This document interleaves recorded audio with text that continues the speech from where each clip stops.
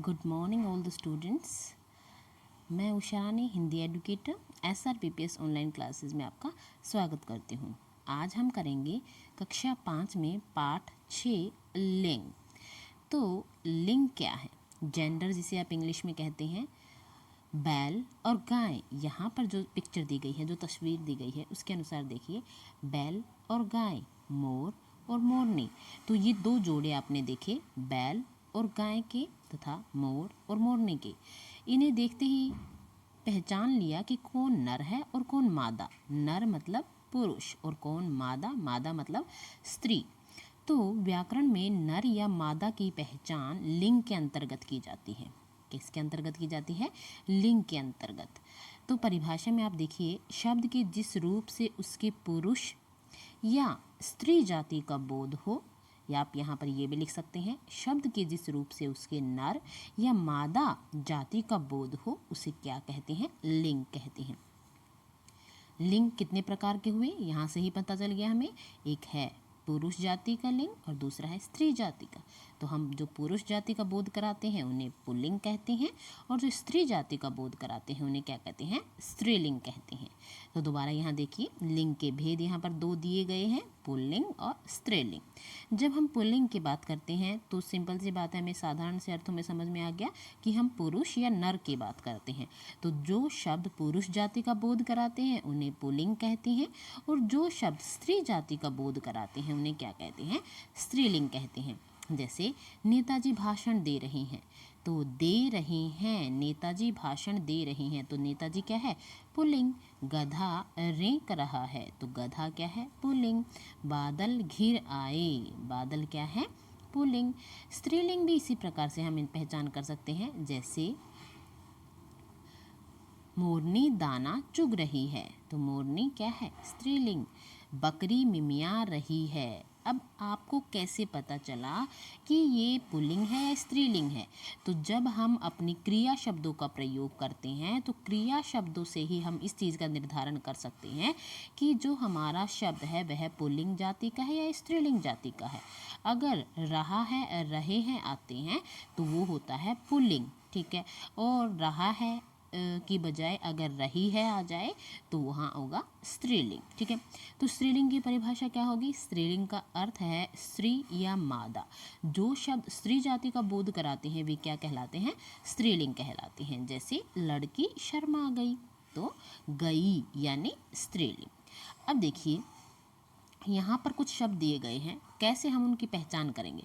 शब्द के स्त्रीलिंग या पुल्लिंग होने की पहचान हम किस प्रकार से करेंगे? यहाँ से देखिए, अ से अंत होने वाले शब्द प्रायः पुल्लिंग होते हैं। देखिए, प्रायः का मतलब यहाँ है ज़्यादातर, लेकिन इसका मतलब ये नहीं है कि हमेशा या हर बार, ठीक है। जैसे मित्र है, पत्र है, पहाड़ है, फूल है, चित्र है आदि। अब ये तो हो गई पुल्लिंग, लेकिन अ से अंत होने वाला शब्द तो पुस्तक भी है। तो क्या हम पुस्तक शब्द को अ से अंत होने के कारण पुल्लिंग शब्द में काउंट कर सकते हैं? नहीं कर सकते, क्योंकि पुस्तक तो होती है स्त्रीलिंग, ठीक है। तो हर बार अ से अंत होने वाले जो शब्द होते हैं वो पुल्लिंग नहीं होते, लेकिन ज़्यादातर होते हैं, ठीक है। उसके बाद देखिए, ई, आई तथा इया से पूरे होने वाले शब्द क्या होते हैं? स्त्रीलिंग होते हैं। जैसे चाबी, तरुणाई, गुड़िया, पुड़िया, चरखी आदि, ठीक है। लेकिन यहाँ पर भी प्रायः शब्द का प्रयोग हुआ है, तो यहाँ पर भी हम इन्हें हमेशा ही ये नहीं कह सकते कि ये हमेशा ही स्त्रीलिंग में होते हैं, ये पुल्लिंग में भी आ सकते हैं, ठीक है। उसके बाद पर्वत, सागर, पेड़, महीनों के नाम तथा देशों के नाम अधिकतर पुल्लिंग में आते हैं। देखिए, यहाँ पर भी दोबारा वही बात बताई गई है, अधिकतर पुल्लिंग में आते हैं।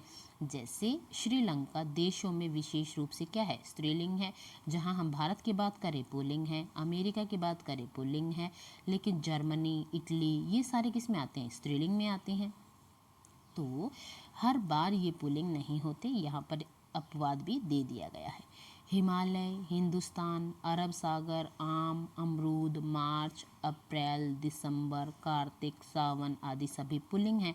लेकिन अगर हम फलों की बात करें तो लीची, लीची यहाँ पर स्त्रीलिंग होगा, ठीक है। और यहाँ पर हिंदुस्तान अगर शब्द देखें तो श्रीलंका यहाँ अपवाद में आ गया कि ये तो स्त्रीलिंग होगा। तो ये सभी पुल्लिंग हैं, लेकिन इनके साथ वाले नाम जरूरी नहीं कि वो पुल्लिंग में ही हो, वे स्त्रीलिंग में हो सकते हैं। अब आगे देखिए, शरीर के कुछ हिस्से पुल्लिंग के रूप माने जाते हैं, जैसे हाथ, पैर, नाक, कान आदि, लेकिन कुछ हिस्से स्त्रीलिंग माने जाते हैं, जैसे गर्दन, जीभ, आँख, कलाई आदि। तो हम केवल इसी बात का निर्धारण करके कि शरीर के जो कुछ हिस्से होते हैं, कुछ या फिर सारे हिस्से होते हैं, उन्हें हम पुल्लिंग कहें या सारों को हम स्त्रीलिंग कहें, ऐसा नहीं होता। यहाँ केवल इनकी पहचान बताई गई है। भाषा, बोली, लिपि, नदियाँ ये स्त्रीलिंग के रूप में स्वीकार की गई हैं, लेकिन ब्रह्मपुत्र नदियों में विशेष रूप से क्या है, पुल्लिंग है। अब आगे देखते हैं कुछ जो शब्द यहाँ पर दिए गए हैं जो हमेशा स्त्रीलिंग में होते हैं, जैसे चील, कोयल, मैना आदि, लेकिन पेड़ों के नाम लीची, नाशपाती, नारंगी ये भी स्त्रीलिंग में है। अन्नों के नाम, अन्न यानी अनाज, मकई, जवार ये स्त्रीलिंग में गिने जाते हैं। द्रव्य पदार्थों के नाम चाय, कॉफ़ी, शराब आदि, ठीक है। तो कुछ हमेशा पुल्लिंग में होते हैं। जीवों के नाम में देखिए मच्छर, खटमल आदि। पेड़ों के नाम अशोक, पीपल, बरगद, नीम आदि। भारतीय महीनों के नाम देखिए चैत्र, वैशाख, ज्येष्ठ आदि। धातुओं के नाम सोना, तांबा, पीतल, स्टील आदि। अब यहाँ जो शब्द दिए गए हैं ना, ये हमेशा ही किस में आते हैं, पुल्लिंग में आते हैं, और ऊपर जो शब्द दिए गए हैं वे हमेशा किस में आते हैं, स्त्रीलिंग में आते हैं। इसके बाद हम देखेंगे कुछ ऐसे शब्द जो पुल्लिंग से हमें स्त्रीलिंग में बनाकर दिए गए हैं। जैसे आप इन्हें याद करेंगे, अच्छी तरह से याद करेंगे और इनके नियमों को भी समझ लेंगे कि किस प्रकार से हमने इन्हें पुल्लिंग शब्दों से स्त्रीलिंग में परिवर्तित किया है। यहाँ सबसे पहले हम देखेंगे ई से परिवर्तित होने वाले, चाचा, चाची, घोड़ा, घोड़ी, बेटा, बेटी, हिरण, हिरनी, कटोरा, कटोरी, पुत्र, पुत्री। लेकिन यहाँ देखिए ईया वाले प्रत्यय, लोटा, लुटिया, डिब्बा, डिबिया, गुड्डा, गुड़िया, चिड़ा, चिड़िया, चूहा, चूहिया, बूढ़ा, बुढ़िया, ठीक है। अब आइन प्रत्यय से हम पुल्लिंग शब्दों को स्त्रीलिंग बनाते हैं। पंडित, पंडिताइन, ठाकुर, ठाकुराइन, लाला, ललाइन। यहाँ पर दोनों बातें आप ध्यान से देखेंगे, ठाकुर से ठाकुराइन ना बनकर ठकुराइन बनेगा, और लाला से लालाइन ना बनकर ललाइन बनेगा, ठीक है। चौबे, चौबाइन, चौधरी, चौधराइन। इसके बाद इन लगाकर सुनार, सुनारिन, लुहार, लुहारिन, कहार, कहारिन। कहार एक जाति होती है। माली, मालिन, तेली, तेलिन, ठीक है। तो आपने यहाँ कैसे देखा कि कौन से प्रत्यय लगाने से, यहाँ हमने लगाए बड़ी ई, ठीक है। यहाँ हमने लगाया आइन प्रत्यय, यहाँ हमने लगाया इया प्रत्यय, ओके, और यहाँ हमने लगाया इन प्रत्यय। तो इनसे हमने परिवर्तित करके अपने पुल्लिंग शब्दों को स्त्रीलिंग में परिवर्तित कर लिया। उसके बाद देखिए इका और आने लगाकर भी हम नए शब्द बना सकते हैं। गायक, गायिका, नायक, नायिका, सेवक, सेविका, लेखक, लेखिका, पाठक, पाठिका। पुल्लिंग से जब हम स्त्रीलिंग शब्द बनाएं आने लगाकर, तो जेठ, जेठानी, सेठ, सेठानी, देवर, देवरानी, नौकर, नौकरानी और मेहतर, मेहतरानी। अब कुछ संज्ञा शब्दों के लिंग नियमानुसार नहीं बदलते, जैसे अभी हमने नियम बता दिए थे, इन लगा दिया, आइन लगा दिया, ई लगा दिया, कुछ के अनुसार, कुछ नियमों के अनुसार नहीं बदलते, तो ये ज़्यादा इम्पोर्टेंट रहते हैं। देखिए श्रीमान, श्रीमती, बुद्धिमान, बुद्धिमती, आयुष्मान, आयुष्मती, बलवान, बलवती, गुणवान, गुणवती, ठीक है।